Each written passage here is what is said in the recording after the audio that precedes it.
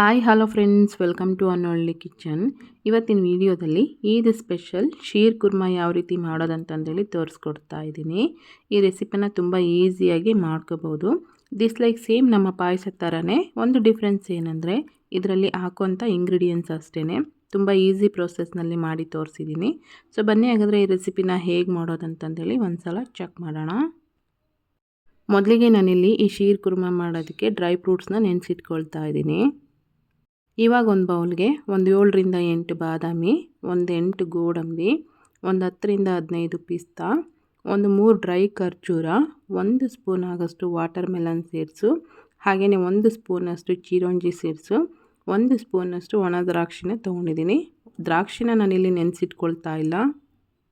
ಈ ಡ್ರೈ ಫ್ರೂಟ್ಸ್ನೆಲ್ಲ ಹಾಕಿದ್ದಾದಮೇಲೆ ಒಂದು ಸಲ ಚೆನ್ನಾಗಿ ವಾಶ್ ಮಾಡ್ಕೊಂಡು ಈ ಡ್ರೈ ಫ್ರೂಟ್ಸ್ನ ಓವರ್ ನೈಟು ನೆನೆಸಿಟ್ಕೊಳ್ತಾ ಇದ್ದೀನಿ. ಒಂದು ವೇಳೆ ನಿಮಗೆ ಓವರ್ ನೈಟ್ ನೆನೆಸಿಡೋದಕ್ಕೆ ಟೈಮ್ ಇಲ್ಲ ಅಂತಂದರೆ ಕುದಿಯೋಂಥ ನೀರಲ್ಲಿ ಹಾಕಿ ಒಂದು 10 ನಿಮಿಷ ನೆನೆಸಿಟ್ಕೊಂಡ್ರೆ ಡ್ರೈ ಫ್ರೂಟ್ಸ್ ಎಲ್ಲ ಚೆನ್ನಾಗಿ ನೆಂದಿರುತ್ತೆ. ಡ್ರೈ ಫ್ರೂಟ್ಸ್ ಎಲ್ಲ ಓವರ್ ನೈಟ್ ನೆನೆಸಿಟ್ಕೊಂಡಿದ್ದಾದಮೇಲೆ ಅದರಲ್ಲಿ ಇರ್ತಕ್ಕಂಥ ಸಿಪ್ಪೆ ಎಲ್ಲ ತೆಗೆದುಬಿಟ್ಟು ಈ ರೀತಿ ಸಣ್ಣದಾಗಿ ಕಟ್ ಮಾಡಿ ತೊಗೊಂಡಿದ್ದೀನಿ. ನೆಕ್ಸ್ಟ್ ಇನ್ನೊಂದು ಸೈಡಲ್ಲಿ ರೋಸ್ಟೆಡ್ ಶಾವಿಗೆನ ತೊಗೊಂಡಿದ್ದೀನಿ. ಇದಕ್ಕೆ ಮೇನಾಗಿ ಬೇಕಾಗಿರೋಂಥದ್ದೇ ರೋಸ್ಟೆಡ್ ಶಾವಿಗೆ. ಎಲ್ಲ ಶಾಪುಗಳಲ್ಲಿ ಸಿಗುತ್ತೆ.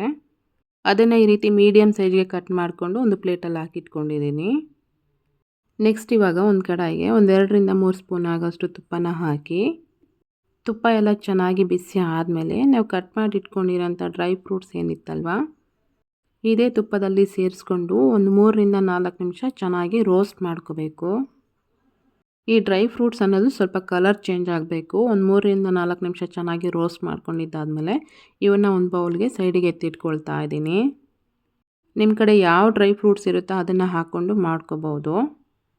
ಡ್ರೈ ಫ್ರೂಟ್ಸ್ನ ಎತ್ತಿಟ್ಕೊಂಡಿದ್ದಾದಮೇಲೆ ಅದೇ ಕಡೆಗೆ ಮತ್ತೆ ಸ್ವಲ್ಪ ತುಪ್ಪನ ಸೇರಿಸ್ಕೊಂಡು ರೋಸ್ಟೆಡ್ ಶಾವಿಗೆ ಏನು ತೊಗೊಂಡಿದ್ವಲ್ವ ಅದನ್ನು ಇದರಲ್ಲಿ ಹಾಕಿ ಜಸ್ಟ್ 1 ನಿಮಿಷ ಈ ತುಪ್ಪದಲ್ಲಿ ರೋಸ್ಟ್ ಮಾಡಿಕೊಂಡು ಒಂದು ಪ್ಲೇಟಿಗೆ ತೊಗೊಂಡ್ರೆ ಸಾಕು.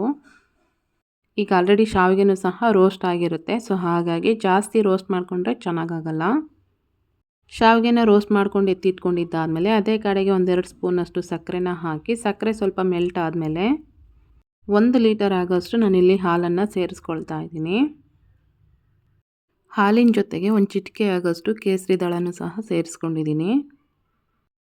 ಹಾಲು ಹಾಕಿದ ಮೇಲೆ ಮಧ್ಯ ಮಧ್ಯದಲ್ಲಿ ಈ ರೀತಿ ಮಿಕ್ಸ್ ಮಾಡಿಕೊಂಡು ಒಂದು ಕುದಿ ಬರೋವರೆಗೂ ಚೆನ್ನಾಗಿ ಕುದಿಸ್ಕೋಬೇಕು. ಹಾಲೆಲ್ಲ ಈ ರೀತಿ ಚೆನ್ನಾಗಿ ಕುದೀತಾ ಇರಬೇಕಾದ್ರೆ ಇವಾಗ ನಾನು ಇದಕ್ಕೆ ಒಂದು 250 ಗ್ರಾಮ್ ಆಗೋಷ್ಟು ಕಂಡೆನ್ಸ್ ಮಿಲ್ಕನ್ನು ಸೇರಿಸ್ಕೊಳ್ತಾ ಇದ್ದೀನಿ. ಈ ಶೀರ್ ಕುರ್ಮಗೆ ಬೇಕಾಗಿರೋಂಥ ಮೇನ್ ಇಂಗ್ರೀಡಿಯೆಂಟ್ಸ್ ಅಂದರೆ ಈ ಕಂಡೆನ್ಸ್ಡ್ ಮಿಲ್ಕ್ ಅಂತಲೇ ಹೇಳ್ಬೋದು. ಕಂಡೆನ್ಸ್ಡ್ ಮಿಲ್ಕ್ ಹಾಕಿ ಒಂದು ಸಲ ಮಿಕ್ಸ್ ಮಾಡ್ಕೊಂಡಿದ್ದಾದಮೇಲೆ ನಾವು ಆಗಲೇ ರೋಸ್ಟ್ ಮಾಡಿ ಎತ್ತಿಟ್ಕೊಂಡಿರೋಂಥ ಡ್ರೈ ಫ್ರೂಟ್ಸ್ ಏನಿತ್ತಲ್ವ ಅದನ್ನು ಸಹ ಇದರಲ್ಲಿ ಹಾಕ್ಕೊಳ್ತಾ ಇದ್ದೀನಿ.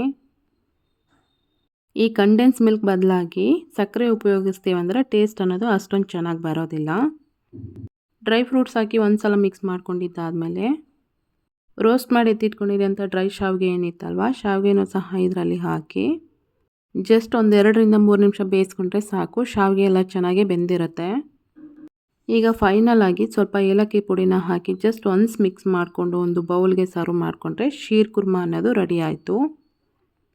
ಶಾವಿಗೆನ ಹಾಕಿದ್ದಾದಮೇಲೆ ತುಂಬ ಕುದಿಸೋದಕ್ಕೆಲ್ಲ ಹೋಗಬಾರ್ದು. ಜಸ್ಟ್ ಒಂದು 2 ನಿಮಿಷ ಕುದಿಸಿದರೆ ಸಾಕು.